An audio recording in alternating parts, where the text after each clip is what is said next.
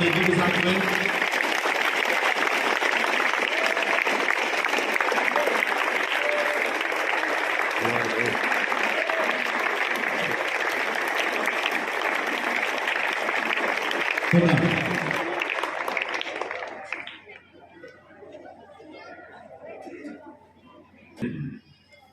ये बड़े परम सौभाग्य की बात है कि आज जनपद स्तर के वरिष्ठ अधिकारी हमारे बीच में हैं। महोदय, मैं आपका इस विद्यालय प्रांगण में हार्दिक अभिनंदन, हार्दिक स्वागत करता हूं। इसी क्रम में श्री प्रदुम जी, आप सभी आकर कृपया आप मंच पर स्थान ग्रहण करें।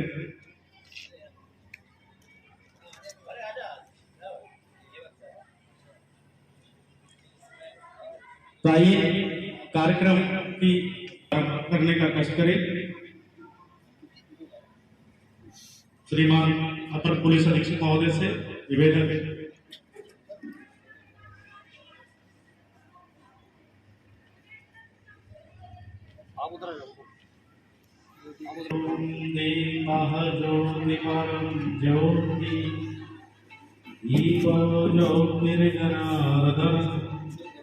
दीपो हरतुमे पापम दीपो ज्योतिर्नमोस्तुते।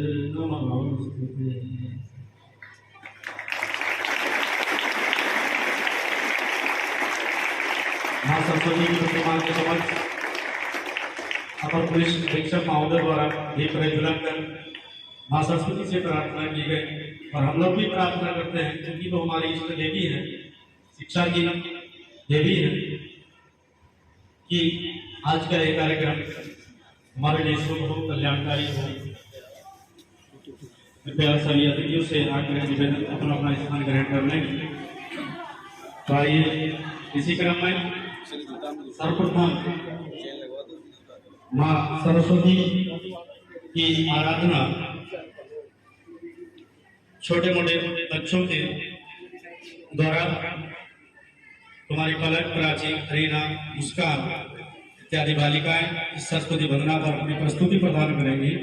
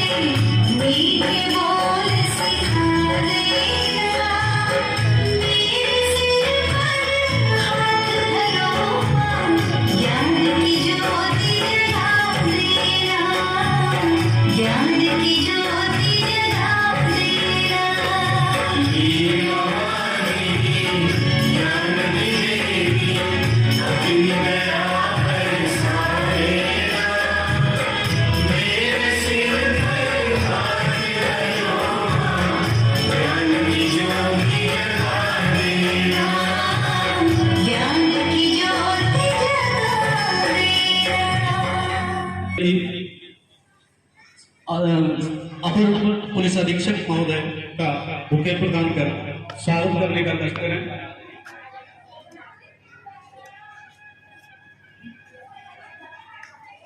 जोरदार तालियों से स्वागत करेंगे।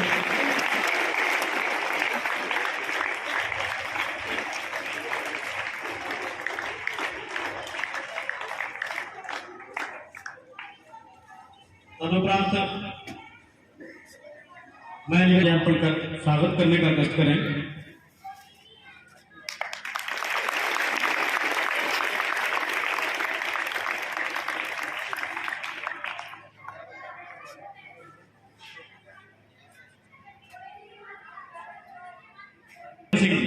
श्रीधर सिंह आपका भी स्वागत करने का कष्ट करें। हमारे कमरे में उपस्थित है श्री हेमंत सारस्वती, आपको भी मैं प्रधानाचार्य से निवेदन करूंगा कि आपका भी स्वागत करने का कष्ट करें। प्रधानाचार्य जी श्री हेमंत सारस्वती का। तदुपरांत प्रधानाचार्य से उपस्थित अंकित जी का भी स्वागत करने का कष्ट करें। और मंच पर उपस्थित श्रीमती स्वाति शर्मा जी हमारे मध्य में, मैं रुचि जी से निवेदन करूंगा कि उनका भी भाई स्वागत करने का कष्ट करें।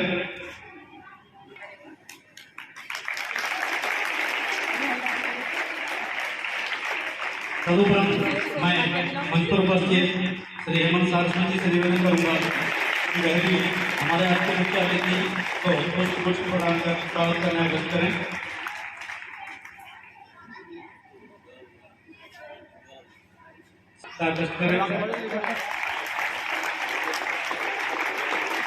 तदुपरांत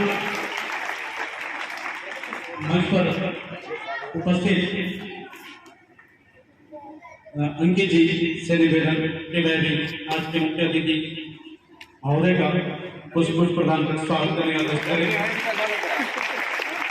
तदुपरांत मंच पर उपस्थित हेमनंदन शर्मा जी से मैं निवेदन करूंगा वह भी एडिशनल एसपी साहब का पुष्प देकर स्वागत करने का कष्ट करें।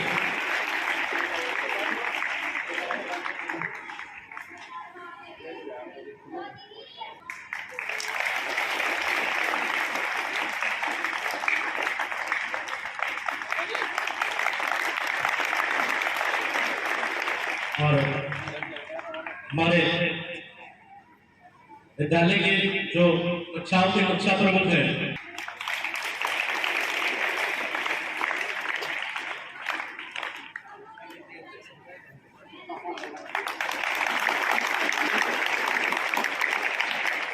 सभी कक्षाओं के कक्षा प्रमुखों से ये आग्रह है कि कृपा करके वो मंच पर आ जाए, उनकी बात बंद करके, ठीक है। और श्रीमान पुलिस अधीक्षक अपर पुलिस अधीक्षक महोदय का आप माल्यार्पण कर स्वागत कर सकते हैं। सभी कक्षाओं के क्लास मॉनिटर्स क्या नाम है बेटा? बहुत बढ़िया। किस क्लास में आप बेटे? आप आज थोड़ा आगे जाओ। क्या नाम? वोट लेनी है। अभी तुम इधर से थोड़ा सा मिला के वोट लेना साहब। बेटा फेस इधर का सर, फेस इधर कराना इनका। अरे फेस सामने लाओ, सर साथ मिलाते हुए फेस सामने, सर द्वारा हाथ मिलाओ।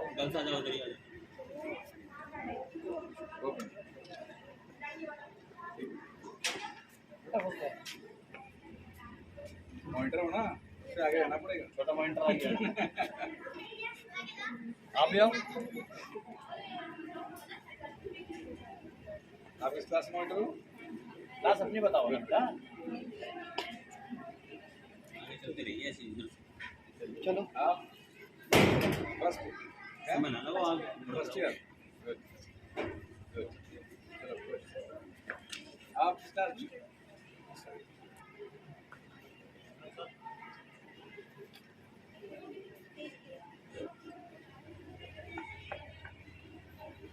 सबको मेहनत करनी है, पूरे क्लास को अच्छे से करना है। अच्छी क्लास। अच्छा बैठ। छोटे से बात करना पड़ती है।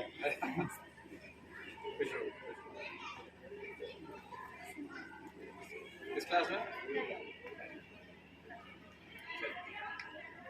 सभी कक्षा प्रमुख सर का हाथ जोड़कर अभिवादन नहीं करते रहे।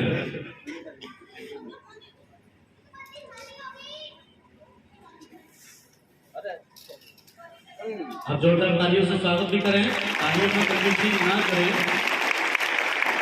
ये आपके लिए बहुत बड़े मोटिवेशन की बात है, आपको बल मिलेगा। इस तरह से छात्रों को बहुत बड़ा बल मिल रहा है। इस क्लास में आप 10th में टॉप बच्चा था क्लास का।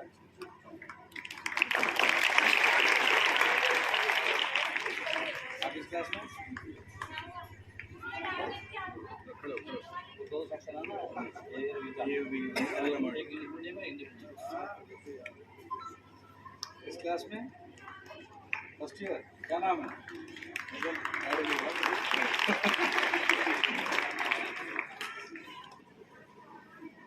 अभी क्या नाम है? दीप कुमार। टाइम में लगता है ना, मॉनिटर हो ना, हाँ उससे आगे रहना। बहुत तेज बच्चा था। नहीं फिर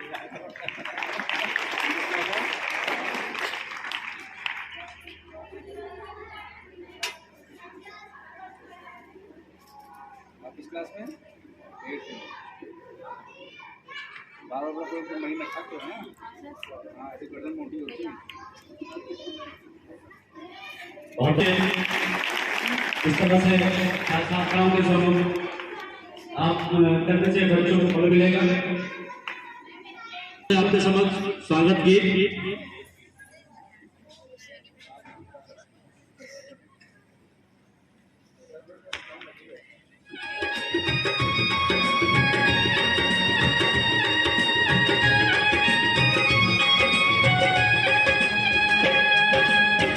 स्वागत करते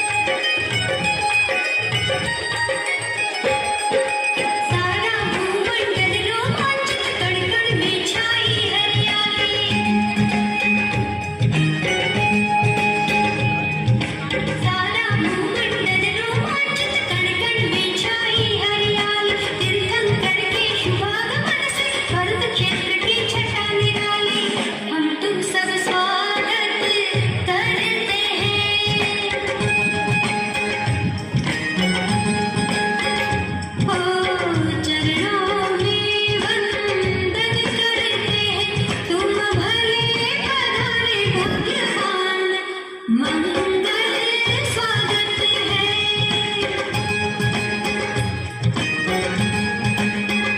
तुम भले पधारे भाग्यवान, मंगल स्वागत है।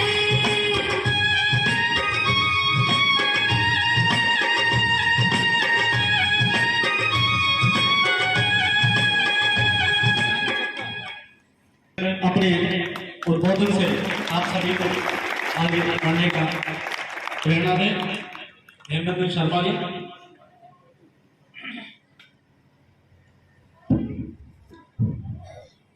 मां शारदा के इस पवित्र प्रांगण को नमन करता हूँ। साथ ही विद्यालय के आदरणीय प्रबंधक महोदय जी, आदरणीय प्रधानाचार्य जी और समस्त गुरुजनों को अपना प्रणाम प्रेषित करता हूँ।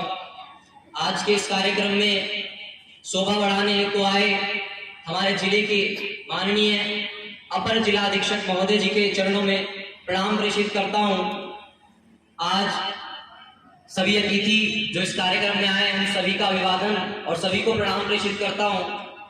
साथ ही आप सभी जो मेरे सामने आज भारत की वो युवा शक्ति बैठी है जिनके कंधों पर इस भारत का बोझ आने वाला है, उन सभी को कोटि कोटि नमन करता हूँ। मैं आज अपने आप को गर्व महसूस कर पा रहा हूँ कि आज मैं उस विद्यालय की पुण्य भूमि पर दोबारा कदम रखने आया हूँ, जिस विद्यालय में जहाँ के गुरुजनों ने एक तरफ मुझे गणित की पाइथागोरस प्रमेय सिखाई, वहीं दूसरी तरफ यहाँ के गुरुजनों ने मुझे मेरे जीवन की पाइथागोरस प्रमेय सिखाई कि मुझे अपनी लाइफ में आगे चलकर किस तरीके से मैनेज करके चलना है। और आप सभी का सौभाग्य है कि आप सभी इस विद्यालय में शिक्षा ग्रहण कर रहे हैं। ये वो विद्यालय है जो केवल शिक्षा नहीं देता है बल्कि विद्या देता है। विद्या यानी कि संस्कार। ये वो विद्यालय है जो आपको बताता है कि आपको अपने जीवन के पथ पर किस तरीके से अपनी गति को बढ़ाना है। और दोस्तों, आप लोग, हम लोग, हमारी वो उम्र है कि हम उस प्रत्येक कार्य को कर सकने में सक्षम हैं जो आज तक हमें असंभव लगे हैं, परंतु जरूरत है उस कार्य को करने की जो हम आज तक नहीं करते हुए आए हैं। वो कार्य है हमें अपने भविष्य को ध्यान में रखते हुए वर्तमान के कार्य को करना। यदि हमें अपना भविष्य सुधारना है तो हमें अपना वर्तमान सुधारना पड़ेगा। वो एक छोटी सी कहानी आती है कि एक गांव में एक प्रथा थी कि वहां की जनता में से एक व्यक्ति को 5 साल के लिए राजा चुना जाता था। 5 साल तक वो राजा राज करता था, सारे ऐशो आराम उसे मिला करते थे। लेकिन 5 साल बाद वही गांव की जनता उस राजा को एक वीरान टापू पर छोड़ करके आ जाती थी। उस टापू पर ना कोई खाने की व्यवस्था, ना रहने की व्यवस्था, ना यातायात की कोई सुविधा, और वो राजा 5 साल बाद मात्रा तलब करके मर जाया करता था। क्रम चलता रहा। एक दिन एक व्यक्ति का नंबर राजा बनने का आया। उस व्यक्ति को गांव के प्रजा ने राजा घोषित किया। 5 वर्ष के लिए व्यक्ति राजा बना। व्यक्ति जैसे ही राजा बना उसने सोचा कि ये 5 वर्ष तो मैं अपने गुजार लूंगा, लेकिन इन 5 वर्ष के बाद मेरी जिंदगी क्या होगी। उसने उस टापू पर जाने की सहमति दर्ज कराई कि मुझे उस टापू पर एक बार चलकर देखना चाहिए कि ऐसा क्या टापू में है जो वहां जाकर के राजा अपने जीवन गंवा देता है। उस टापू पर गया राजा, उसने देखा कि ना यहाँ खाने की व्यवस्था है, ना रहने की है, ना यातायात की सुविधा है। तो उसने क्या काम किया, उसने सबसे पहले वहां पर खाने की व्यवस्था, बड़े बाग बगीचे लगवाए, बड़े बड़े महल लगवाए, सारी सुविधाएं, सुख सुविधाएं उसने वहां उस टापू पर लगा दी और वापिस अपने राज्य आ गया। 5 साल तक अपना राज्य पूरा किया। अब गांव वालों का हुजूम उस राजा को लेकर के 5 साल बाद उस टापू पर गया। गांव वालों ने देखा कि वो टापू इतना सुंदर हो चुका है कि वो टापू राजा के असल राज्य से 10 गुना ज्यादा सुंदर था। गांव वालों की आंखें चौंक आ गई, वो चौंक गए। इस कहानी से हमें सीधी सीधी एक सीख मिलती है, यदि वो राजा उन 5 सालों को जैसे पिछले राजाओं ने गुजारा है वो ऐसे ही गुजार देता तो वो भी बाकी के राजाओं की तरह अपना जीवन मृत्यु के गोद में सुला देता। लेकिन उसने अपने भविष्य को ध्यान में रखते हुए उन 5 साल में जिन्हें उसे राज करना था, जिन सालों में, उन सालों में उसने उस टापू को सुधारने का काम किया, अपने भविष्य को देखते हुए वर्तमान को सुधारने का काम किया, और आज वो राजा पूरी जिंदगी अपनी ऐसे आराम से गुजारता है। दोस्तों, यही सोच हमें अपनी रखनी है। हम लोग परीक्षाएं आती हैं, एग्जाम्स आते हैं, हम क्या करते हैं, पता चला डेट शीट आ गई है, 1 महीना पहले, 15 दिन पहले पढ़ना स्टार्ट करते हैं और वही बोझ बन जाता है जिसके कारण हम डिप्रेशन में आ जाते हैं। आपको सोचना होगा, आपको 1 साल मिलता है तैयारी के लिए। यदि आप क्लास का वर्क क्लास में करें, होमवर्क का वर्क होमवर्क में जाकर के पूरी ईमानदारी के साथ करें, तो मैं आपको गारंटी के साथ लिख के देता हूं कि आपको परीक्षा के समय पर डिप्रेशन होने की जरूरत नहीं पड़ेगी। एक एक क्वेश्चन आपके दिमाग में रटा हुआ रहेगा कि मुझे यहाँ क्या करना है, किस प्रश्न में क्या लिखना है। आपको अपना भविष्य खुद सुधारना है। जो हम वर्तमान में होते हैं वो हमारे पिछले कामों की वजह से होते हैं, और जो हम वर्तमान में कार्य कर रहे होते हैं उसकी वजह से हमारा भविष्य सुधरता है। आप लोग अपने भविष्य को सुधारने के लिए वर्तमान में कार्य कीजिए। हाँ, अड़चने आएंगी, रुकावटें आएंगी, लोग टांग खींचने का काम करेंगे, लेकिन आपको रुकना नहीं है। लोग आपको रोकने का काम करेंगे, जब आप कोई अच्छा काम करने जाएंगे तो आपको अड़चने लगाएंगे, टांग खींचेंगे, लेकिन आपको रुकना नहीं है। वो एक आदमी गधे के ऊपर बैठ करके जा रहा था, एक गांव के सामने से निकला तो गांव की प्रजा ने उसको देखा। गांव के लोगों ने कहा कि कितना निर्दयी आदमी है, कितना कमजोर गधा है, उसके ऊपर बैठ करके जा रहा है। तो आदमी ने उन गांव वालों की बात सुनी, गधे से नीचे उतर गया। उसने सोचा, उसे शर्म आई कि यार सही कह रहे हैं गांव वाले। अब उसने क्या काम किया, गधे को अपने कंधे पर रख लिया, फिर चल दिया। आगे गया, आगे कुछ लोग मिले, उसने कहा यार बड़ा बेवकूफ आदमी है, गधे को कंधे पर रख के कौन चलता है। उसको फिर शर्म महसूस हुई, उसने फिर से लोगों की बात सुनी, उसने अब की बार गधे को नीचे रख दिया। अब दोनों पैदल पैदल चल रहे हैं। आगे फिर से लोग मिल गए, कहने लगे कितना बेवकूफ आदमी है, गधे का तो काम ही है बोझ उठाना, दोनों पैदल पैदल चल रहे हैं, कितना बेवकूफ है, बैठ के नहीं जा सकता। तो दोस्तों यहाँ से सीख मिलती है, आप अच्छा काम करें चाहे बुरा काम करें, कुछ तो लोग कहेंगे, लोगों का काम है कहना, लेकिन आपको अपनी जिम्मेदारी जो आपने संकल्प ले लिया है किसी काम को करने का, उसे जब तक पूरा ना हो तब तक आप रुके नहीं। स्वामी विवेकानंद कहते हैं कि उठो जागो और जब तक लक्ष्य की प्राप्ति ना हो रुको मत। तो आपको वो काम करना है कि आप अपने भविष्य को उजागर कर सके, और आपके भविष्य में सहयोगी होते हैं वो हमारे माता पिता और हमारे गुरुजन होते हैं। ऐसा नहीं है कि माता पिता नहीं है तो आप कुछ नहीं कर पाएंगे। जिनके माता पिता नहीं होते हैं वो भी अपनी जिंदगी गुजार रहे होते हैं, जिनके पास शिक्षा नहीं होती है, गुरु नहीं होती, वो भी अपनी जिंदगी गुजार रहे होते हैं। लेकिन आप उन विद्यार्थियों को देखिए, आप अपने आप को देखिए जिनके पास गुरु है, माता पिता का सानिध्य है। आपकी जिंदगी और उनकी जिंदगी में बहुत बड़ा फर्क है दोस्तों। आप लोग उनसे कई स्थितियों में भिन्न हैं। आप लोगों को गुरु का महत्व बताता हूँ, माता पिता का महत्व बताता हूँ एक छोटी सी बोध कथा के माध्यम से। होता क्या है कि हमारा जो जीवन है वो बड़ा जटिल जीवन है, उसको सुधारने में जो काम करते हैं वो हमारे गुरु और माता पिता करते हैं। आप लोगों से मैं यदि कहूं कि अगर किसी चींटी को भारत से श्रीलंका ले जाना हो, श्रीलंका जाना हो चींटी को भारत से, तो क्या वो जा पाएगी? कोई प्रश्न का उत्तर देगा? अगर चींटी या जाना चाहे भारत से श्रीलंका तो क्या वो जा पाएगी? दोस्तों नहीं जा पाएगी। उसका इतना जीवन ही नहीं है, वो कितना ही समय लगा दे चलने में, अगर वो 24 घंटे दिन रात भी चलेगी तो भी वो श्रीलंका तक नहीं पहुंच पाएगी। लेकिन यदि उस चींटी को किसी नाव का सहारा मिल जाए जो श्रीलंका जा रही होगी, तो वो नाव उस चींटी को 2 दिन के अंदर श्रीलंका पहुंचा देगी। और इस नाव का जो काम हमारे जीवन में कर रहे हैं वो हमारे माता पिता और हमारे गुरुजन कर रहे हैं, जिनके माध्यम से हम अपने जीवन को सफल बनाते हैं। दोस्तों हमारा जीवन बहुत बहुमूल्य जीवन है, और ये देश की मिट्टी है ना, बड़ी पावन मिट्टी है। यहाँ पर दुष्टों का संहार करने के लिए जहाँ एक तरफ भगवान श्री कृष्ण जन्म लेते हैं, वही मर्यादाओं में जीवन जीने के लिए भगवान श्री राम जन्म लेते हैं। यदि आप पर भारतीय होने का ठप्पा लगा है तो आप अपने जीवन को व्यर्थ मत जाने देना। अभी आप लोग यहाँ से जाएंगे, कोई अच्छा डॉक्टर बनेगा, कोई अच्छा इंजीनियर बनेगा, कोई अच्छा पॉलिटिशियन बनेगा, लेकिन एक बात अपने जहन में रखना, ये देश नहीं झुकना चाहिए, इस देश की संस्कृति नहीं मिटनी चाहिए, क्योंकि हम हैं तो ये देश नहीं है, क्योंकि देश है तो हम लोग हैं। ये हमें सोचना होगा। भारत का सम्मान इस दुनिया में इसलिए नहीं है कि हमारे पास परमाणु पावर है, हमारे पास बहुत सारे हथियार है, हम किसी भी दुश्मन देश से आसानी से जीत जाएंगे, बल्कि इसका सम्मान इसलिए है क्योंकि भारत ने हमेशा प्रेम की भाषा करना सिखाई है। भारत ने सिखाया है कि कैसे विभिन्न जाति और मजहब के लोग एक साथ रहकर भी शांति के साथ रह सकते हैं। ये भारत की परंपरा है, भारत की संस्कृति है, और आपसे अनुरोध है कि आप इस संस्कृति को बनाए रखना। आप किसी भी क्षेत्र में जाएं, लेकिन अपनी संस्कृति को, अपने विचार को इस तरीके से रखना कि आपका भारत के प्रति प्रेम सामने वाले को दूर से झलकना चाहिए।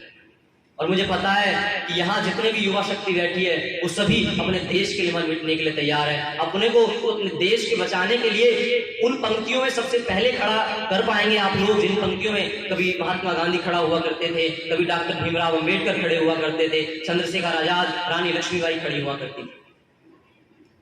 अंत में 4 लाइनें आपके लिए कह करके अपने वक्तव्य को विराम दूंगा कि परखोगे तो कुंदन सा ईमान निकलेगा, दिलों में कुछ बड़ा करने का अरमान निकलेगा। और ये नई पीढ़ी के नौजवान भले कितने ही हो मॉडर्न, अगर चीरेंगे सीना तो हिंदुस्तान निकलेगा, चीरेंगे सीना तो हिंदुस्तान निकलेगा। बहुत बहुत धन्यवाद हेमंत शर्मा का।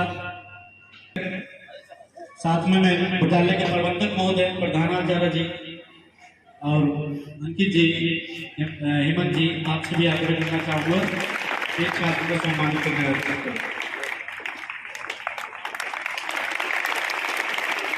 ये वाला हमारे आने वाले छात्रों के लिए प्रेरणा स्रोत है।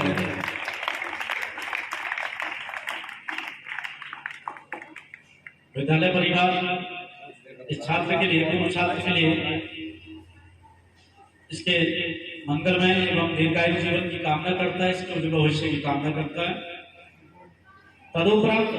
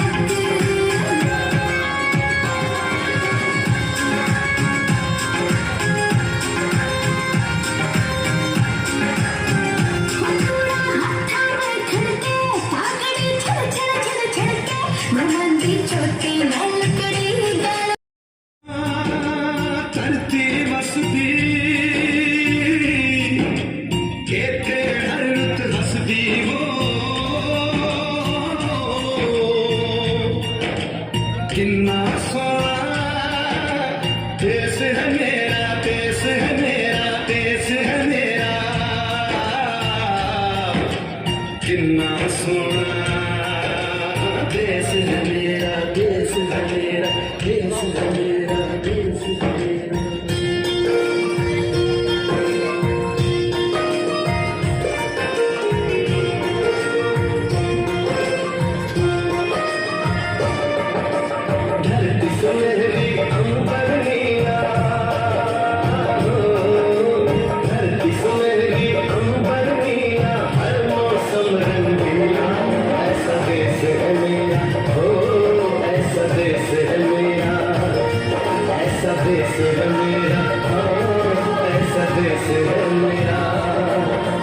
बोले पपीहा कोयल गाए,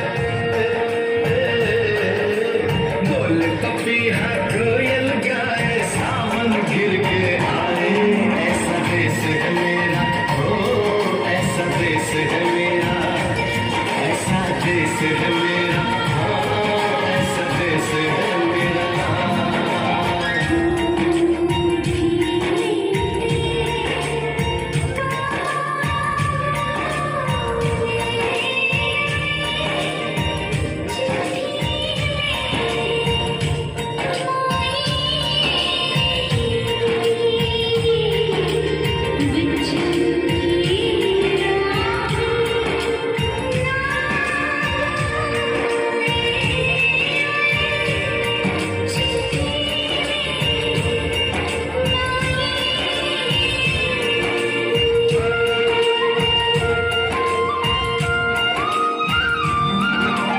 गेहूं के खेतों में कंघी जो करे हमारे, रंग बिरंगी कितनी चुनरिया उड़ उड़ जाए,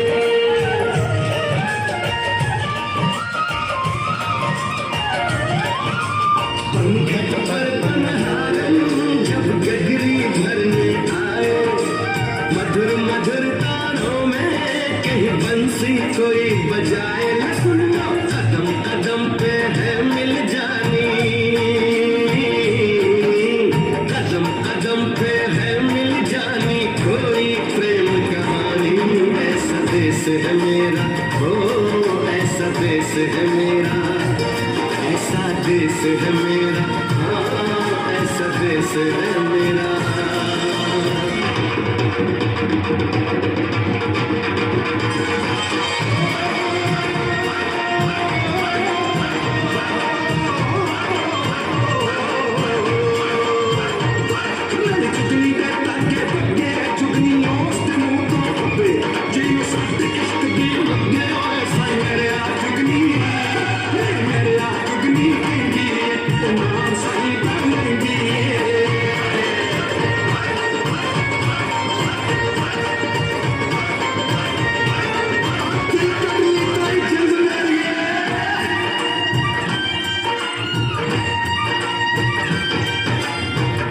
के कंधे चढ़ के जहाँ बच्चे देखे मेलों में नट के तमाशे, कुल्फी के चाट के ठेले।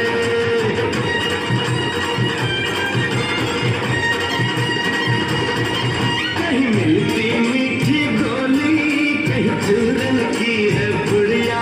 भोले भोले बच्चे हैं जैसे गुड्डे और गुड़िया। उनको रोज सुनाए दादी नानी हो, रोज सुनाए दादी नानी एक परियों की कहानी। ऐसा देश है मेरा, हो ऐसा देश है मेरा, ऐसा देश है मेरा, हाँ ऐसा देश है मेरा।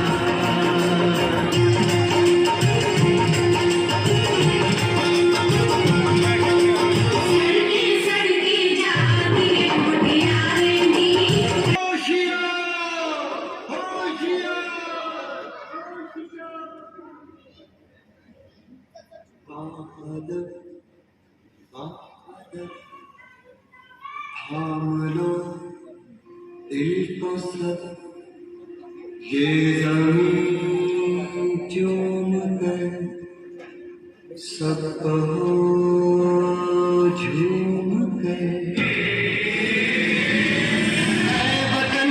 ऐ वतन जान जा जान मन, ये समा ये बहार दिलदा जानिसा। ऐ वतन जान जा जान मन, ये समा ये बहार दिलदा जानिसा।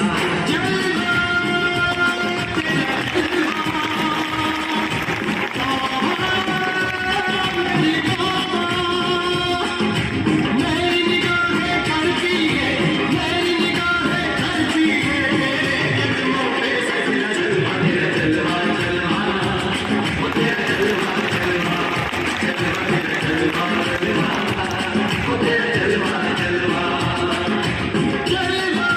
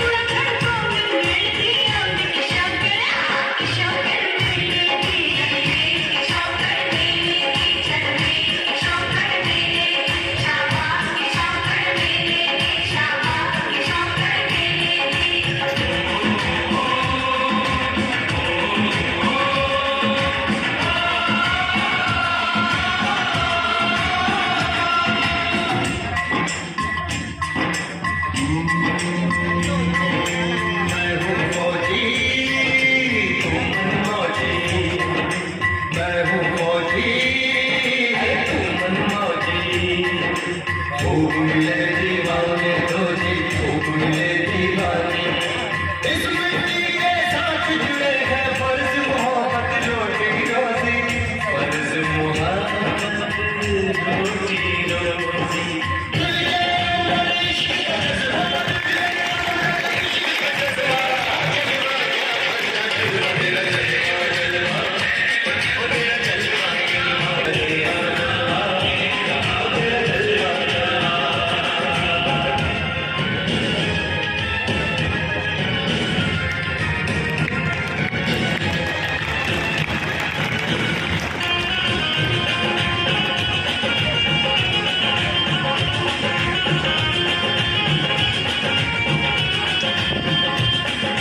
गुलशन गुलशन सहरा सहरा महफिल महफिल सागर सागर हंसती हंसती हंसती हंसती बुलबुल बादल चलवा चलवा आँखों में काजल क्या कहना फूल सा मुखड़ा चांद का टुकड़ा क्या कहना गुलाबी क्या कहना रोज गुलाबी क्या कहना शराबी क्या कहना आज गुलाबी क्या कहना कोई फरिश्ता या बंदा सबकी जुबान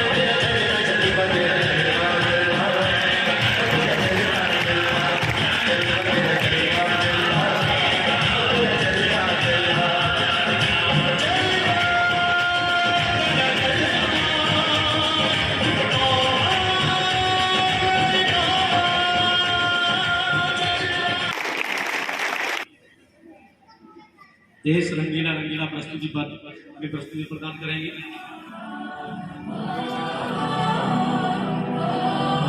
इधर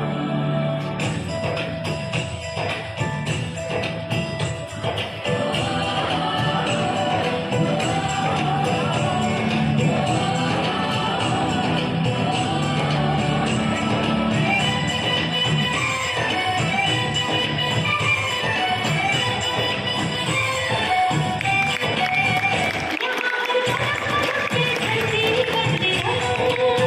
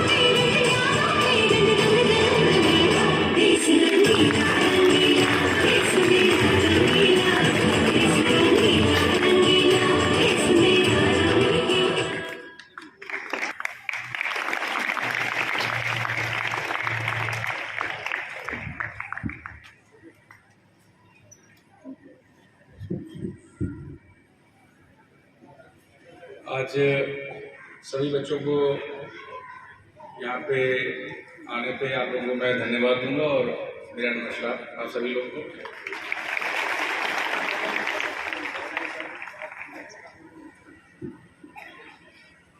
प्रबंधक हरिओम शर्मा जी, हेमंत जी, अंकित जी, अध्यक्ष जी, प्रिंसिपल महोदय, सभी यहाँ मौजूद शिक्षकगण, ये आप लोगों का एक सफल प्रयास है और एक सकारात्मक सोच है जो बच्चों में दिख रही है। बच्चों का रिजल्ट सभी आप ही लोगों की जो मेहनत है वो रंग ला रही है। और अमरोहा एक बहुत छोटा जिला है ना बच्चों, छोटा जिला है, मुरादाबाद से कट के बना हुआ है। और जहाँ आप लोग शिक्षा ले रहे हो छोटा है, लेकिन आप लोगों को सारी जानकारी, आप लोगों को सारी जो इन्फॉर्मेशन जिसे बोलते हैं, इन्फॉर्मेशन जानते हो ना, सूचना है, सूचना है, जानकारी है, वो आपको मिले और आप तक पहुँचे। तो इस लिहाज से आप बहुत अच्छी जगह हो। आपके पास में बड़े बड़े ज़िले हैं, चाहे वो बरेली हो, मुरादाबाद हो, नोएडा हो, गाजियाबाद हो, दिल्ली हो, उनके बीच में आप बैठे हुए। ये मैं इसलिए बता रहा हूँ कि एक जो प्रतियोगिता का क्षेत्र होता है, कंपटीशन का क्षेत्र होता है, लोग कहते हैं कि बड़े ज़िलों से निकलते हैं, बड़े ज़िलों से आते हैं, लेकिन वो अपॉर्चुनिटी आप लोगों के पास भी है। आप लोगों को भी वो सुविधाएं इस स्कूल प्रांगण में मिल रही हैं, लेकिन उन सुविधाओं को लेना, उनको समझना, उसमें कोई संशय हो, कोई डाउट हो तो अपने टीचर से पूछना, अपने प्रिंसिपल से पूछना, लेकिन अपने जो जिज्ञासा है या इन्फॉर्मेशन की जो ललक है उसको बनाए रखने की ज़रूरत है। हर जो एक वर्ड यूज़ किया गया है वसुधैव कुटुंबकम, कि ग्लोबल एक कहते हैं, पूरा ग्लोब, पूरी दुनिया एक परिवार, एक विलेज हो गई, एक गांव हो गई। उसका कारण क्या है? उसका कारण ये है कि इन्फॉर्मेशन कहीं किसी से छुपी नहीं है। अगर आप किसी भी चीज़ की जानकारी चाहते हो, लेकिन उसमें एक वर्ड है कि आपकी नीड, आपकी क्यूरियोसिटी, आपकी चाहत होनी चाहिए उस इन्फॉर्मेशन को लेने की। फिर उसके बाद उसके रास्ते आप अपने गुरुजनों से, अपने टीचर से, अपने इंस्टीट्यूशन से पूछ सकते हो। और यही राइट समय है, जिस समय में आप लोग बैठे हो ना, 9th, 10th, 8th, first year, यही राइट समय है अपने एम को, अपने रास्ते को तय करने का। आपके जिस क्षेत्र में रुचि है, इसमें कोई किसी का प्रेशर नहीं है, जिसकी जिस क्षेत्र में रुचि है। किसी को पेंटिंग अच्छी लगती है, किसी को गाना अच्छा लगता है, किसी को स्पोर्ट्स में रुचि है, किसी को मैथ में रुचि है, तो किसी को हिस्ट्री में रुचि है। कोई टीचर बनना चाहता है, कोई इंजीनियर बनना चाहता है, कोई डॉक्टर बनना चाहता है, कोई अच्छा वक्ता बनना चाहता है, कोई अच्छा स्पोर्ट्स पर्सन बनना चाहता है। तो हर डिसिप्लिन की चीज़ें उपलब्ध हैं। उसमें आपको माइंड मेकअप करना है, माइंड मेकअप करना, उस जानकारी को ढूंढना। अगर नहीं ढूंढ पा रहे हैं तो फिर मदद किसकी लेनी है? अपने स्कूल की। स्कूल में मौजूद आपके टीचर्स, ठीक है ना। अपनी जिज्ञासा है उसको प्रकट जरूर करना है, डरे सहमे रह के अपने क्वेश्चंस को, अपनी क्यूरियोसिटी को दबाना नहीं है, उसके बारे में पूछना है, टीचर से पूछना है। टीचर्स उसको पता करेंगे, टीचर्स उसको आगे ढूंढ के लाएंगे, आपको देंगे, ठीक है ना। बात समझ में आ रही है हमारी कि नहीं? बात समझ में आ रही है? तो हर क्षेत्र में कोई ये कहे कि इंजीनियर और डॉक्टर सबसे सफल माने जाते हैं, कोई कहे कि केवल सरकारी सेवा के लोग ही बहुत सफल माने जाते हैं। तो सफलता की परिभाषा जो सक्सेसफुल है ना, सक्सेसफुल की परिभाषा बदल चुकी है। हर क्षेत्र में व्यक्ति के लिए नाम भी है, पद भी है, प्रतिष्ठा भी है। आप लोगों को अच्छा लगेगा ना एक आपके जो माता पिता है, मम्मी पापा है, खुश हो, आपकी उपलब्धियों से खुश हो ना, आप लोग अच्छा लगता है ना, हैं? तो वो कहते हैं अगर कि आपको डॉक्टर ही बनना है, आपको टीचर ही बनना है, तो आपको उनको बताना है कि मुझे इस तरह ये अच्छा लगता है क्षेत्र, और इस क्षेत्र में ये संभावनाएं तलाशने का काम, संभावनाओं के लिए रास्ते ढूंढने का काम, ये आपका स्कूल आपको इसकी सहायता कर सकता है। और किसी को ये सोचना कि हम बहुत छोटी जगह पर रह रहे हैं, हम बहुत पीछे हैं अपने दोस्तों से, ये भावना एकदम अपने दिमाग से निकाल दीजिए। हर व्यक्ति के लिए आज एक इक्वल प्लेटफॉर्म जिसे बोलते हैं कि बराबर का फील्ड है, जिसमें जो टैलेंट है, जो हुनर है, उसको जो आज का सिस्टम है ना, उस सिस्टम में ना दबाने की किसी के पास काबिलियत है, ना कोई सिस्टम ऐसा है जो उसको दबा ले जाए। हर हुनर, हर प्रतिभा, हर क्षमता का आकलन आज एक ईमानदारी पूर्ण सिस्टम में किया जा रहा है।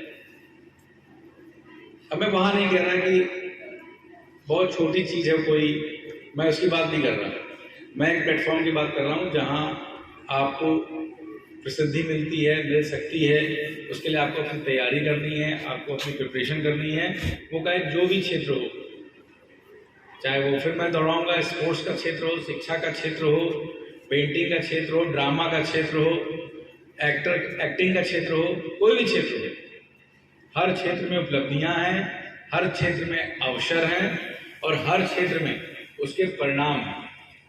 वो आपको चुनना है अपनी रुचि के अनुसार से। लेकिन इसमें एक सबसे बड़ा वर्ड है कि आपको अपने प्रति ईमानदार होना पड़ेगा। अपने प्रति ईमानदार का क्या मतलब है? कि जो चीज हम चुने उसके प्रति हम ईमानदार हों, और उसके लिए हम अपने इंटरनल वॉइस, अपने दिमाग, अपने दिल से उसके लिए काम करें। ना गुरुजी डंडा लेके पढ़ा पाएंगे, ना स्कूल आपको डंडा लेके पढ़ा पाएगा। ये तो आपके दिल से निकलना चाहिए कि हमें ये अचीव करना है, हमें ये उपलब्धि प्राप्त करनी है। उससे हमें, उस उपलब्धि से आपको सबसे बड़ा फल क्या मिलेगा? आपके माता पिता, आपके माता पिता जो आपका परिवार है, जो आपको पाल पोस रहा है, वो गर्व महसूस करेगा। ठीक है? तो ईमानदारी से जो भी क्षेत्र चुने, उस क्षेत्र के लिए 100% प्रयास करें। इसमें ईमानदारी वर्ड मैंने इसलिए जोड़ा सब, कि आपको अपने प्रति ईमानदार रहना पड़ेगा। जो चीज हम चुनेंगे उसको करेंगे। क्लास 5th 6th 7th तक तो गुरु जी जो कहेंगे करना पड़ेगा। 7th ऑनवर्ड्स थोड़ा दिमाग खुलता है, समझ आने लगती है। 10th 11th में तो निर्णय लेना है कि मुझे कौन सी दिशा चुननी है। वहाँ ईमानदारी से अपनी कुछ आपकी क्षमता आपके गुरु भी देखते हैं, स्कूल भी देखता है, वो भी आपको गाइडलाइन देता है कि बेटा तुम ये चीज लोगे, तुम हिस्ट्री में बहुत अच्छे हो, तुम हिस्ट्री सब्जेक्ट ले सकते हो 10+2 के बाद ग्रेजुएशन में, या आपका साइंस बहुत अच्छा है, या आपकी ड्राइंग बहुत अच्छी है, या आप स्पोर्ट्स में बहुत अच्छे हो। तो वहाँ आपको राय और आपको एक जो मार्गदर्शक की भूमिका है वो आपके शिक्षक निभाते हैं। वहाँ आप मार्गदर्शन प्राप्त करते हैं, लेकिन वो ईमानदारी से आपको चीजें रखनी है। और मैं आपको इसी का विश्वास दिलाता हूँ कि जो प्लेटफॉर्म है,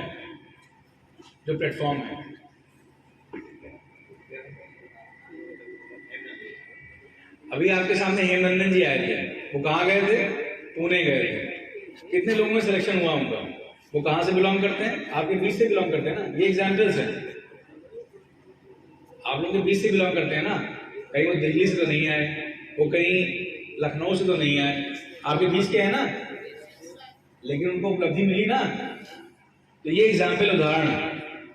हर उदाहरण के पीछे प्रयास होता है, वो प्रयास आपको भी करना है।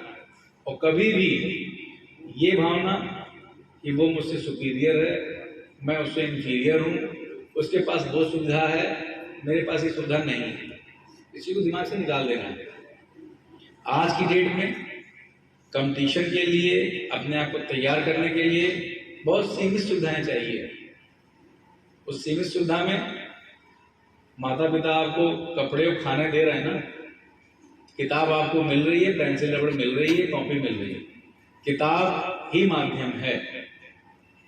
आपकी प्रैक्टिस, आपका सीखने की क्षमता, ये आपका इंग्रेडिएंट है, आपका तत्व है जो आपको समाहित करना है उस प्रयास में, कि आपको लगन दिखानी है, आपको ईमानदारी रखनी है अपने प्रति, और जो काम है उसको ईमानदारी से। हम लोग भी करते थे कि किताब लेके बैठ जाते थे, किताब रख के सोते थे। मास्टर जी आते थे, पिताजी आते थे, खड़े जाते थे, पढ़ लेते थे किताब कि मैं पढ़ रहा हूँ।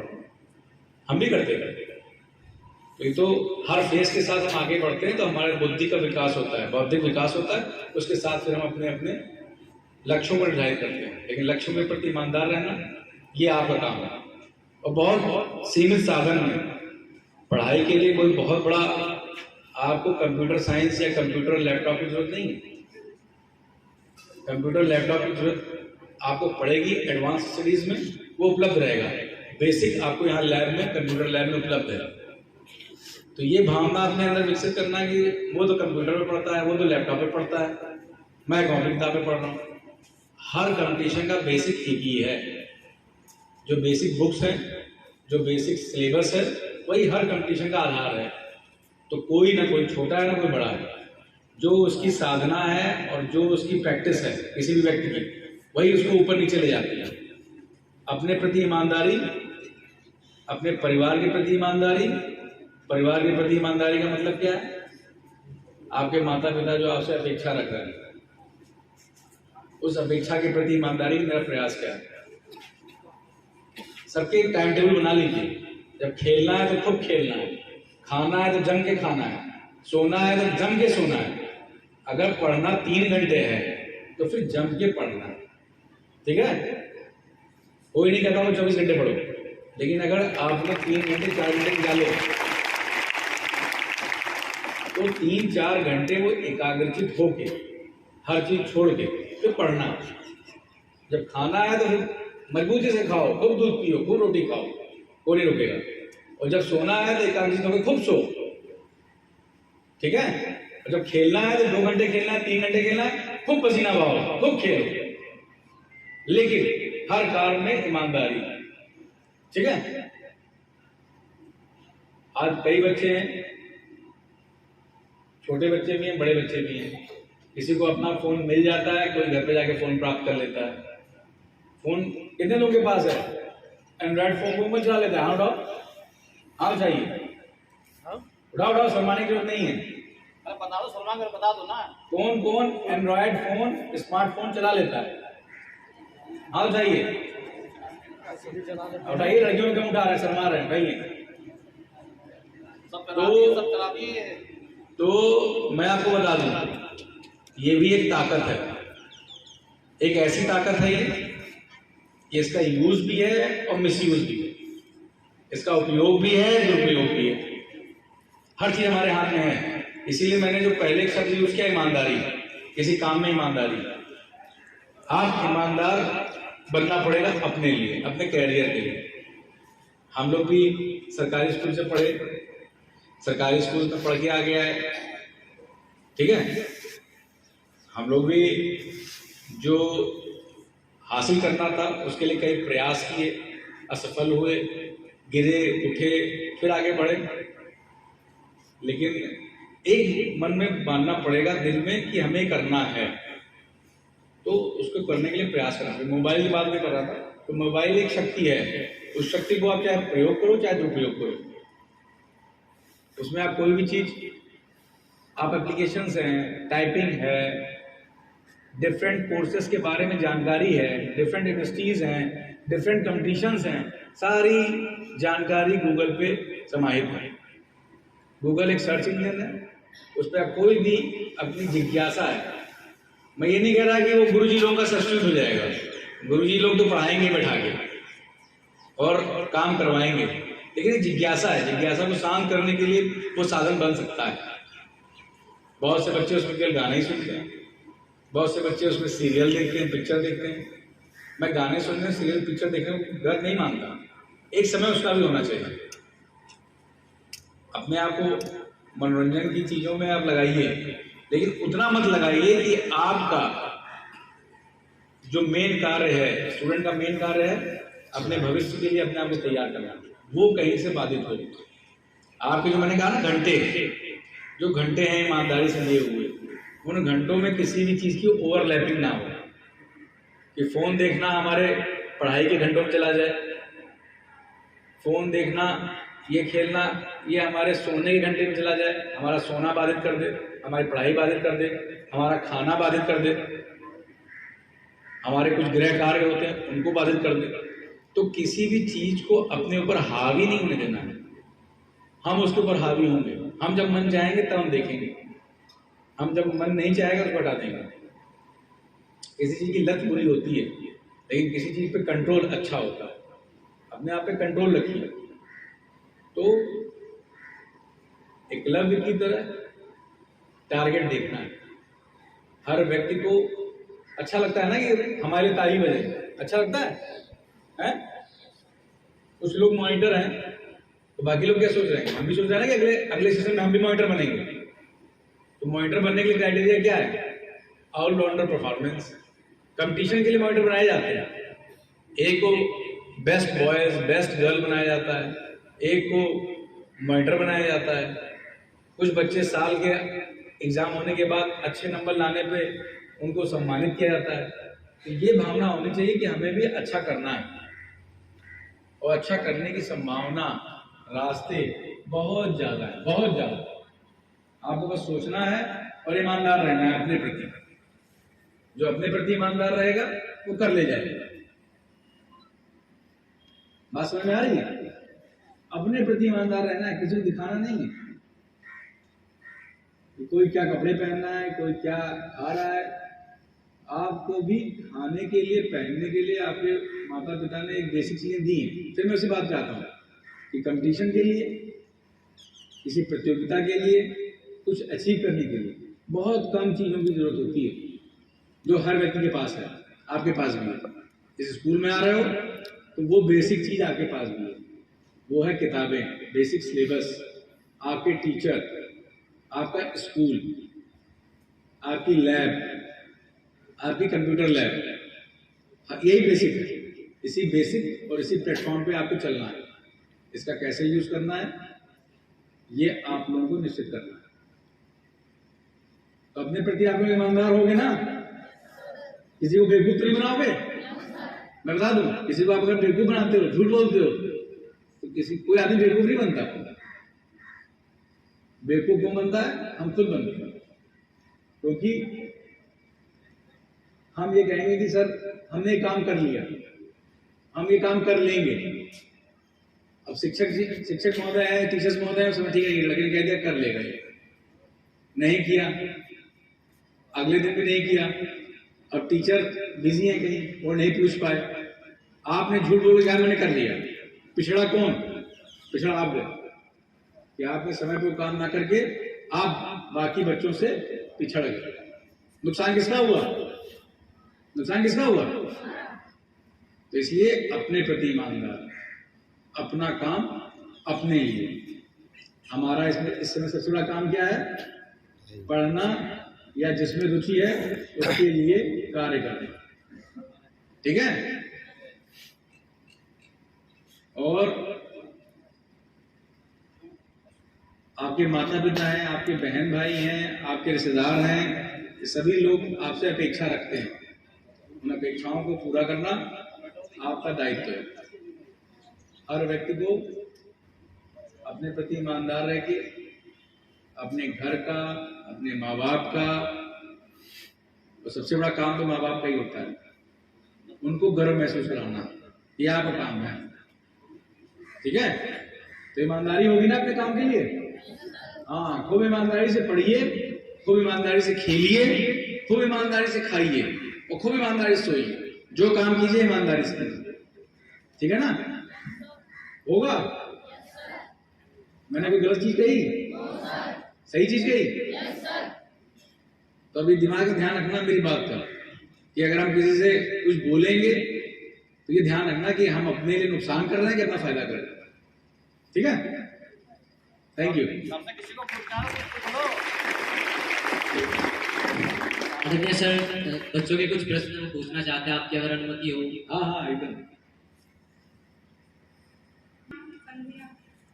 हाँ बेटा बहुत सही है। आप सभी को सबसे पहले मेरा नमस्कार। मैं क्लास फर्स्ट ईयर B1 से हूँ। क्या मैं आपसे एक क्वेश्चन कर सकती हूँ? हाँ बेटा कीजिए। अगर कोई लड़की किसी कभी विद्यालय से या फिर अपने गांव से या किसी मार्केट से आ रही हो, अगर कोई उनके पीछे कोई लड़के या कोई गैर इंसान के पीछे आए तो वे अपने आप को अकेला महसूस करती हैं, इस बारे में आप मुझे कोई उत्तर दे सकते हैं? बेटा अगर इसमें कोई भी आपको समस्या होती है, पहला तो होता है कि अगर कोई आपके आसपास नहीं है और घर आप पहुंच जाती हो, तो एक नंबर है जिसको हमने हर जगह प्रचार प्रसार किया है 1090। वो केवल महिलाओं के लिए ही नंबर है, जो हमारे फीमेल कैंडिडेट हैं उन्हीं के लिए है। और उसमें अपनी समस्या बताएंगे तो हमारे सिस्टम है वो अपने आप एक्टिवेट हो जाता है। और उसमें सबसे बड़ी खूबी ये है उस 1090 नंबर की, जैसे इमरजेंसी नंबर होता है ना 112 होता है इमरजेंसी नंबर, पहले 100 होता था, वही 112 हो गया, तो 1090 है। उसमें जो भी महिला या बालिका होती है उसकी पहचान को गुप्त रखा जाता है। सबसे बड़ी क्वालिटी उस नंबर की है, और गुप्त रखते हुए हम लोग कार्रवाई कर देते हैं। और बाकी अगर आपके कोई समस्या होती है तो आपके शिक्षक हैं, शिक्षक को अपना मैसेज जरूर करने कीजिए। अपनी समस्या को आप अगर पब्लिकली नहीं कर सकते तो अपने शिक्षक से, अपने टीचर से जरूर बताइए। टीचर हमारे लोगों से बताएंगे और समस्या का निराकरण किया जाएगा। लेकिन उस चीज़ को दिल में दबा के रह जाना उस समस्या को और बढ़ाता है। अगर आप खुद बात करनी है 1090 है, वरना अपने शिक्षक को, अपने प्रबंधक को, अपने प्रिंसिपल को आप बताइए, अपने माँ बाप को बताइए, वो हमारे तक आएगी, हम उसका सोल्यूशन कर देंगे। ठीक है बेटा?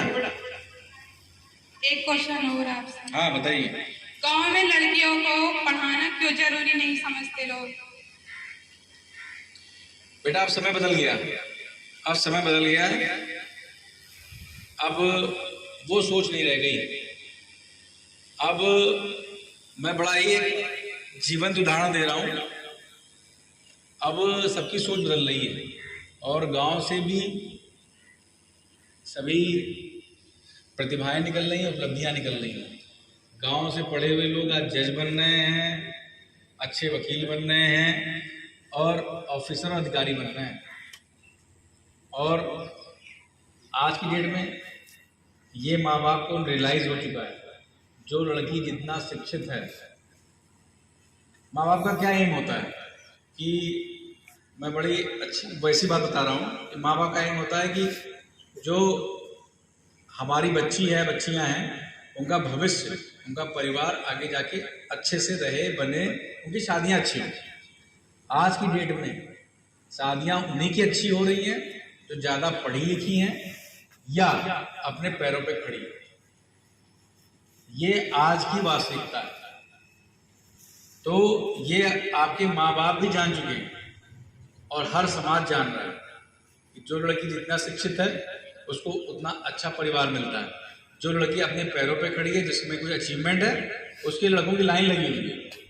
उल्टा हो रहा है, उसका हाथ मांगने के लिए लोग गांव पहुंच रहे हैं। जो बहुत अच्छी एक्टर हो गई, गायिका हो गई, पेंटर हो गई, कोई अच्छी शिक्षिका हो गई, कोई अच्छी अधिकारी हो गई, उल्टा उसके घर पे लाइन लगी हुई है कि हमारे लड़के शादी कर दो, ये हमारा लड़का यहाँ नौकरी करता है, आपकी लड़की यहाँ नौकरी करती है। उल्टा हो गया केस। लड़के वाले लड़के में पहुंचने लग रहे हैं। क्यों पहुंचने लग रहे हैं? कि लड़कियां सक्षम और मजबूत हो गई, उनके यहाँ लाइन लग गई। जिनकी अच्छी एजुकेशन है उनके यहाँ लाइन लग गई। तो ये चीजें ऐसा नहीं है बेटा, सब लोग अब माँ बाप समझ चुके हैं। इसीलिए तो आप स्कूल में पढ़ने आई हो यहाँ पे। कौन आपको रोक रहा है? कोई रोक रहा है? सर फिर भी सवाल तो उठता है। सवाल कभी नहीं उठता। और जहाँ पे इस तरह की चीजें हैं तो हमारे कई विभाग हैं, हमारे प्राथमिक शिक्षा विभाग है, बेसिक शिक्षा विभाग है, वो लोग गांव-गांव में काम कर रहे हैं। और महिलाओं की साक्षरता दर आज की डेट में पुरुषों के लमसम बराबर आ रही है। तो चीज़ें बढ़ रही हैं, सुधर रही हैं। और आज आपके बीच में कोई महिला अधिकारी, महिला शिक्षक आती हुई देखते होगे ना आप लोग, तो आप जहाँ रह रहे हो वहाँ ऐसा नहीं है। आप लोग बहुत प्रोग्रेसिव हो, बहुत आगे बढ़ रहे हो। कुछ आदिवासी क्षेत्र हैं, कुछ जनजातीय क्षेत्र हैं जो जंगलों में रह रहे हैं, जनजातीय परंपरा है वहाँ है, लेकिन वहाँ भी सरकार काम कर रही है उनको आगे बढ़ाने के लिए, उनको विभिन्न रूप से सक्षम बनाने के लिए। शिक्षा को रोकने के लिए एक सबसे बड़ी अड़चन है गरीबी। गरीबी आती है, जिसमें माँ बाप सोचते हैं कि पढ़ने जाएगा, उससे पहले वो कुछ बाहर काम करें तो पैसे लाएगा। तो वहाँ भी सरकार ने योजना चलाई कि भाई हम छात्रवृत्ति भी देंगे और मिड डे मील भी देंगे। हम स्कूल भेजेंगे तो बच्चों को खाना भी देंगे और छात्रवृत्ति भी देंगे। तो हर स्तर पे काम हो रहा है और जहाँ पे माता पिता नहीं समझ रहे उनको समझाया भी जा रहा है। ठीक है बेटा, धन्यवाद।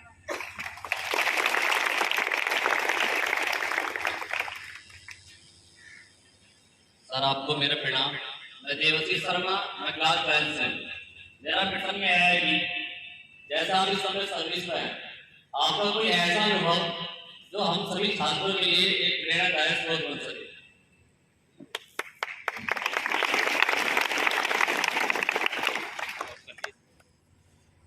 अनुभव जो मैंने बात बोली ना ईमानदारी वाली, वो अपने ऊपर ही रख के बोली है कि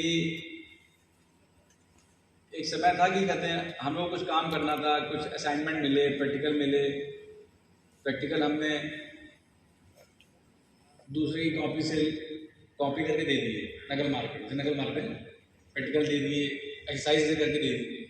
हमने कहा अभी तो काम निपट गया, हमारी कॉपी चेक हो गई और प्रैक्टिकल के नंबर हमें मिल गए नकल मार के। उसका नुकसान क्या हुआ? उसका नुकसान ये हुआ कि उस असाइनमेंट को और उस प्रॉब्लम को हम सीख नहीं पाए और उससे रिलेटेड 2 क्वेश्चन थ्योरी में आ गए और फिर वहाँ तो हम दूसरे का मुंह ताकते रह गए। ठीक है, तो ये नुकसान हुआ। तो वहीं सबक लिया कि जो काम करेंगे ईमानदारी से करेंगे और जो काम कर रहे हैं वो अपने लिए कर रहे हैं, ना कि हम यहाँ पढ़ रहे हैं तो उससे कोई मतलब नहीं है किसी और का। उससे आपके टीचर को फ़ायदा नहीं होने वाला, आपके स्कूल को फ़ायदा नहीं होने वाला, आपके माँ बाप को फ़ायदा नहीं होने वाला। अगर यहाँ आप शिक्षा ले रहे हैं तो ईमानदारी से हम उसका फ़ायदा हम ही को मिलने वाला है, हम ही को मतलब आपको मिलने वाला। तो यही मेरे लिए प्रेरणा हुई कि 1-2 बार तो काम चल जाएगा, झूठ बोल के, कॉपी करके, कॉपी पेस्ट करके एक समय तो निकल जाएगा कि क्लास में खड़े नहीं किए जाएंगे और कॉपी भी चेक हो जाएगी, समय पास हो जाएगा। लेकिन वो जो चीज़ थी वो मस्तिष्क में कभी नहीं आएगी, दिमाग में कभी नहीं आएगी। और दिमाग में नहीं आएगी तो वो हमारा नुकसान है कि हमने एक चीज़ जो सीख सकते थे, जो टीचर से पूछ सकते थे या अपने दोस्तों से भी पूछ सकते हैं, जिसको आता है उससे पूछ सकते हैं। कोई शर्म नहीं है, सीखने में कोई शर्म नहीं है, किसी से भी पूछ सकते हैं। ग्रुप बनाइए, साथ में बैठिए, किसी प्रॉब्लम पे साथ में विचार कीजिए, किसी प्रॉब्लम को साथ में सॉल्व करने की कोशिश कीजिए, तब जाके हल निकलता है और उसका मजा भी आता है। तो इसलिए ईमानदार रहिए अपने।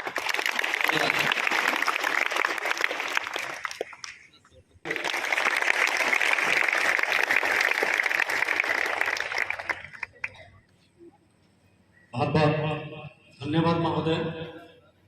आपके उद्बोधन से निश्चित रूप से ही विद्यालय के छात्र छात्रा अपने भविष्य को लेकर के कहीं ना कहीं लाभान्वित अवश्य हुए हैं। अब मैं विद्यालय के प्रबंधक महोदय से आग्रह करूंगा कि हमारे आज के मुख्य अतिथि को स्मृति चिन्ह देकर के सम्मानित करने का निर्देश करें।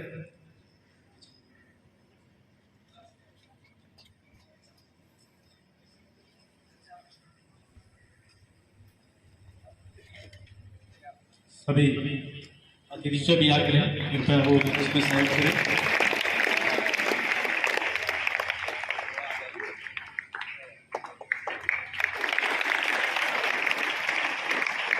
एक बार जोरदार तालियां बजाइए।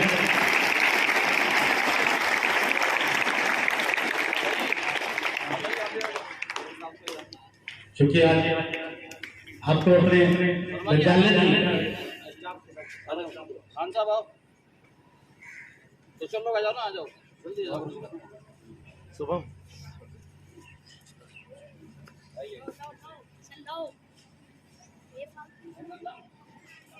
यार कहाँ गया?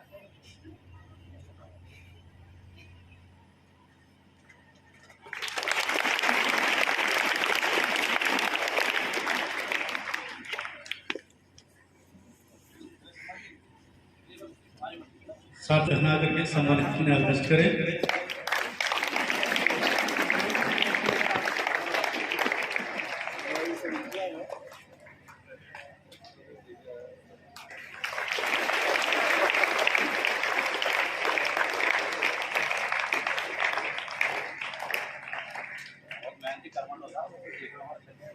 तदुपरांत कार्यक्रम समाप्ति की ओर है और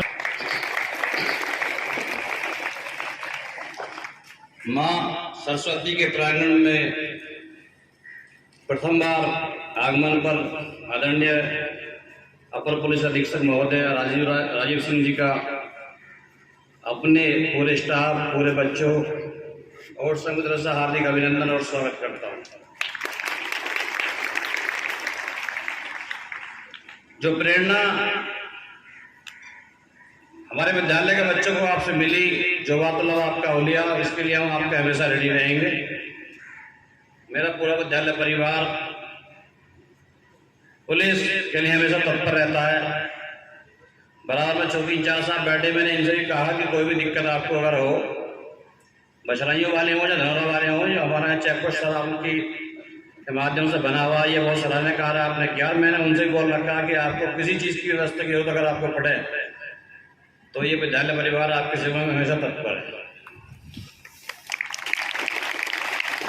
तो ज़्यादा कुछ न बोलते हुए समस्त विद्यालय की तरफ से आए मुख्य अतिथि अपर पुलिस अधीक्षक राजीव सिंह जी का, बराबर में बैठे विभाग संयोजक संबल हेमंत सारस्वत जी, और बराबर में बैठे हुए अंकित जी, उनके बराबर में बैठे हुए चौकी प्रभारी नीगरा डीपी सिंह जी, बराबर में बैठे हुए अध्यक्ष जी हमारे विद्यालय के विपिन शर्मा जी,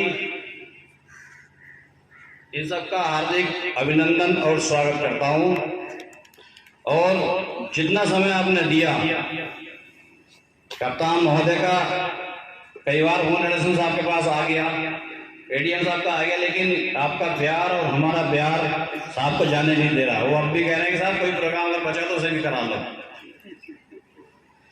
क्या इस समय के लिए आपको बार बार धन्यवाद और समस्त स्टाफ को भी बहुत बधाई कि आपने ये प्रोग्राम इतनी बढ़िया, इतनी कुशलता से कराया।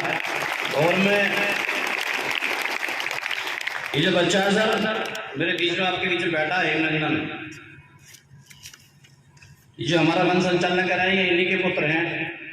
जो सवाल आपसे अभी किया वे भी इन्हीं के पुत्र हैं। मैं ऐसे पिता को और ऐसी माता को भी बार बार हृदय से आभार और आशीर्वाद देता हूँ कि ये हमेशा खुश रहे और पूरा परिवार सुख शांति बनी रहे। कि जिस बालक ने 10,000 बच्चों का पुणे में जाकर कंपटीशन में अपना नाम स्थापित किया हो और मेरे विद्यालय का नाम स्थापित किया हो, ये बहुत बड़ी गौरवान्वित बात है। साहब ज़्यादा करते हुए 2000 थोड़ा सा सूक्ष्म रूप में आपको विद्यालय के बारे में बता दूं। 2007 में हमने विद्यालय की स्थापना की, 2009 में हमें हाई स्कूल की मान्यता मिली, 2010 में इंटर की मान्यता प्राप्त हुई हमें कला वर्ग की, 2012 में हमें विज्ञान वर्ग की मान्यता प्राप्त हुई और 2014 में हमें वाणिज्य वर्ग की मान्यता प्राप्त हुई। ये विद्यालय लगातार 2013 से लेकर आज तक टॉप 10 की सूची में बना हुआ है। इसके लिए ये विद्यालय परिवार जो पूरा स्टाफ है, ये इन्हीं की देन है साहब, ये इन्हीं के ऊपर खड़ा हुआ है। ये बच्चे जो मुकाम पर पहुंचे हैं तो मेरा पूरा विद्यालय का स्टाफ, प्रधानाचार्य जी और जितने सब सहयोगी लोग हैं, ये इन्हीं के करकमल द्वारा टॉप 10 में जा रहा है। मैं इनको भी बार बार आभार और आशीर्वाद प्रदान करता हूँ। अंत में पुनः एक बार आपको और आपके साथ आए हुए सभी लोगों का बारंबार आभार प्रकट करता हूँ कि इतना समय आपने दिया। जब जब भी हमें आपके आशीर्वाद की जरूरत रहेगी तो हम ये उम्मीद कर आशा करते हैं कि आप हमें अपना समय देते रहेंगे। जय हिंद, जय भारत। बहुत बहुत धन्यवाद।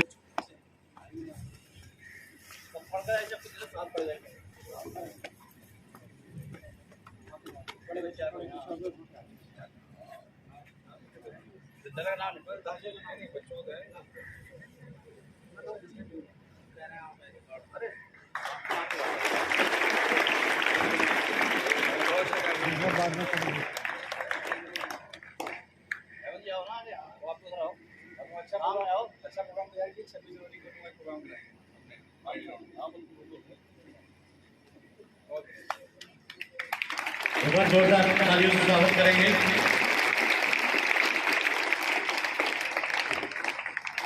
बहुत बहुत धन्यवाद सर, आपने अपने व्यस्तम समय में से हमको समय दे करके बहुत ही उपकार हम पे किया है और